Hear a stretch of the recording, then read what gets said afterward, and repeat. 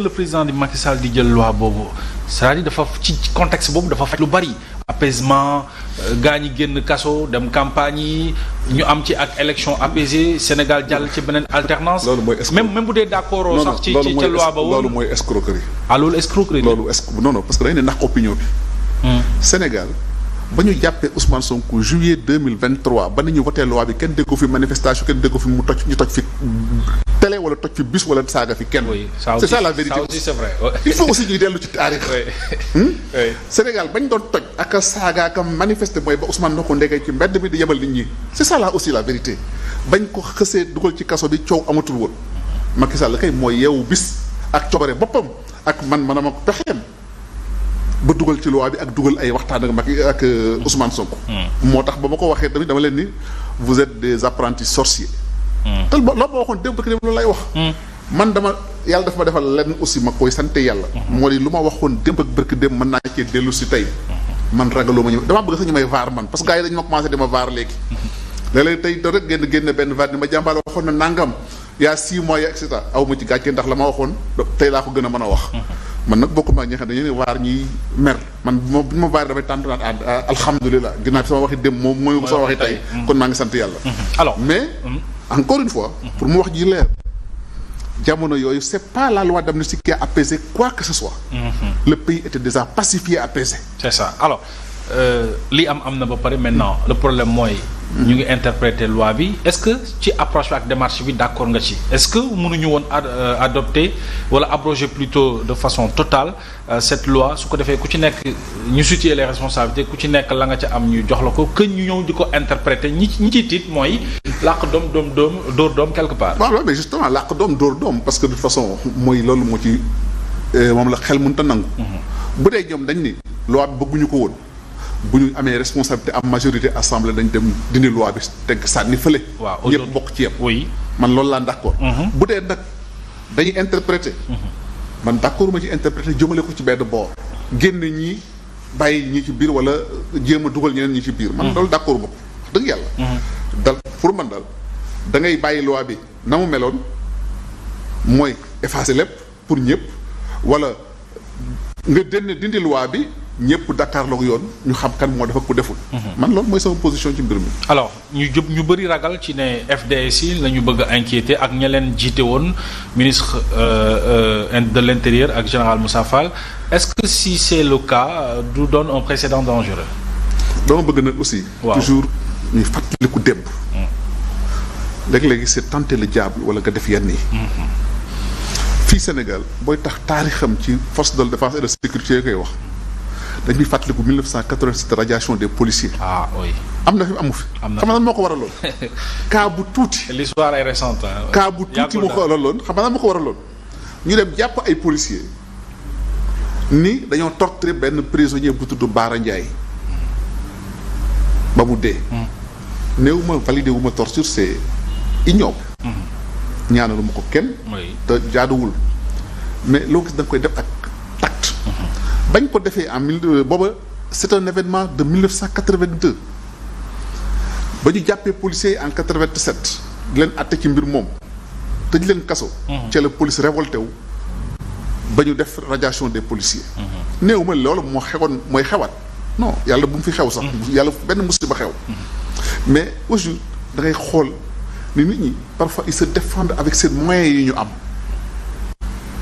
xam nga tey ñoom ñi yor nguur gi tey dañu doon defaan ak moyens yi amoon xam nga moyens yi amoon mooy ñan ni xale yu góor yi dem leen ngeen def gatsa xale yu góor dem leen ngeen taal dëkk bi dégg nga fa am dégguloo ko fi. kon ñoom moyens yooyu lañ amoon est-ce que keneen amul yeneen moyen pour défendre boppam. c'est là où c'est dangereux. moo tax quand la société civile dit que dañu waxtaane nañu arrêté loi bi bloqué ko waxtaan. c'était ça il faut écouter les gens. doo yor nguur di tëli def ci bu dof. léegi da ngay ànd ak sa sago ak sa xel di def ndànk. lépp def ko ci du di da nga am doole wala da nga am daraja wala da nga am man la neex nga def. ku ko def gis nga ko rëccu nga ko. bari na fi nga xam ne ñoo ëppoon doole ñi fi nekk ni tey ci biir réew wala bitim réew. l'histoire a montré que ba ñu dee def nu leen neex wala def seen bakkan rëccu nañ ko nañ def ndànk. pour moi c'est ce s'il y a un conseil à leur donner c'est de mettre bas la terre boo bëggee gouverner de régler ay comptes. mu nekk sa objectif de gouvernement yaa ngi nax sa bopp te du sotti boo bëggee di dikk nag di bëgg am ay urgence ci réew parce que réew dafa am ay urgence dafa soxla leneen honnêtement man jàpp naa ne ba ñuy fal ñii falu ñu leen woon pour que ñuy régler ay comptes wala ñu naan dañuy dikk na buntu xataa ay FDS wala ay revenir sur les événements de 2021 2023 dama jàpp ne am na ay urgence économique. Ah oui, et puis dinañ ci ñëw. ay urgence de gouvernance c'est ça.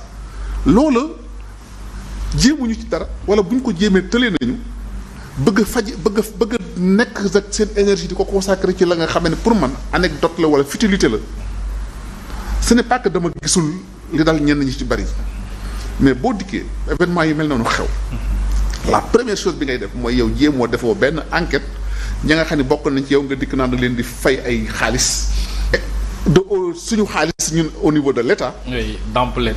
naan da nga leen di dàmp comme loolu xam nga lan la tudd. prime à la casse. On a payé des primes à des casseurs c'est ça la vérité aussi. et ça peut être un précédent dangereux peut-être. mais c'est trop dangereux. oui quand même ki nga xam ne dafa dikk dem di toj palais présidentiel di ko jéem a toj wala di toj commissaire de police. di attaquer ay arsenal de la gendarmerie ou de la police. quand même toj ay bus BRT rey ci ay nit. nga naan danga ko parce que yow teg ko loxo nga naan da nga koy jox ay prime ay ndàmpaay. c'est dangereux. très bien alors ci bañ ko doon waxtaanee ci assemblée nationale le ministre de la justice en a profité pour répondre ñi nga xam ne dañu koy interpeller sur les lenteurs au niveau de la justice mu mel ni il subit une pression de la part de ñi mu bokkal kan sax ce nouveau régime loolu nag dafa mel ni président de la République daf ko ñëw dëggal ci ba muy jàkkaarloog taskatu xibaar yi. wax ne il faut que askan wi def la pression ci justice pour que yenn dossiers yi ñu décanté ko alors ban lecture ngay am sur cette voilà sur cette affaire. li xew foofu wax dëgg yàlla bu dee kuy seetlu am réew nu muy doxee normal diggante gouvernement ak majorité jàpp nga ni war du yoon député ñëw di songu seen ministre bu ñëw di défendre seen projet de loi majorité moo ko doon affaiblir di ko attaquer. quand même loolu wax dëgg yàlla xel mosu koo nangu te dafa am lu ko jiitu. Cheikh Diba. ba dañ ko fee songu assemblée même député yooyu doon wax. même député yooyu. ñoo jël parole songoon fi Cheikh Diba il y a 1 mois ou 2 mois à l'Assemblée nationale.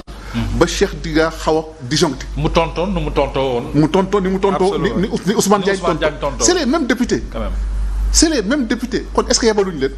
est-ce que c'est pas une question de un camp qui veut porter un combat contre un autre camp je vous pose des questions moo tax ni Cheikh Diba ni Ousmane Diagne tontu noonu la Cheikh Diba tontoo woon te ils ont répondu aux mêmes députés oui kon dafa mel ni dafa am lu muy wurndu mooy y a une querelle sourde interne au niveau de Pastef maintenant li ci bees moo di que président de la République Bassirou Diomaye Faye dañu jàppoon ne que il soutient son ministre de la justice quand même dañuy jàppoon ne aussi il soutenait Cheikh Diba le ministre des finances Cheikh Diba waxul ci mbiram mais ministre de la justice bi dikk na endossé discours bi nga xamee ni que moom la waa Pastef doon wax kon est-ce que épousé wul seen i thèse wala est-ce que poussé wul Ousmane Diagne au départ am dafa bëgg a jox gage le peuple de Pastef lu ci man di xew du cëram te il a commis une erreur c'est une très grave erreur c'est une trop grave erreur venant surtout du président de la République nga xam ne xaaruñu ko woon ci loolu il devait prendre la hauteur par rapport à ça lam waroon a wax même bu ko dee rek li ci biir nekk ak ministre de la justice wala